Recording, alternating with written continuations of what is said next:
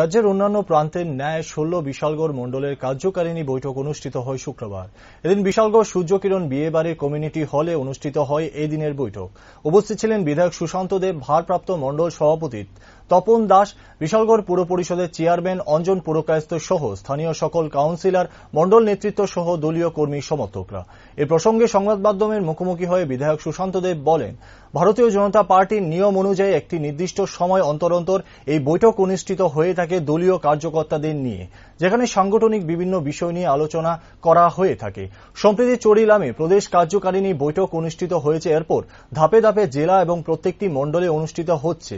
মূলত আগামী দিনে সংগঠনের কি কর্মসূচি থাকবে এবং কি রূপরেখা হবে তা নিয়ে আলোচনা করা হবে এই বৈঠকে।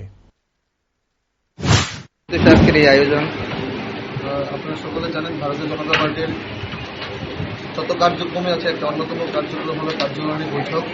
এই কার্যকারিণী বৈঠক কেন্দ্রীয় স্তর থেকে শুরু করে রাজ্য স্তর, জেলা স্তর এবং প্রত্যেকটা মণ্ডল স্তরে হয়ে থাকে। গত কিছুদিন আগে চরিলামে রাজ্য স্তরে এবং জেলা স্তরে এই বৈঠক হয়েছে। আজকে সাতক্ষীরা বিধানসভাতেই মণ্ডলেই আজকে এই কার্যকারিণী বৈঠক অনুষ্ঠিত হচ্ছে। আজকে আমরা বিশালগড় মণ্ডলের উদ্যোগে এই সূর্যকিরণ বিয়েবাড়িতে কার্যকারিণী বৈঠক একত্রিত হচ্ছে। কার্যকারিণী বৈঠকে কতজন সদস্য নিয়ে এখানে আমাদের ডেলিগেট মোটামুটি 180 জনের মতো।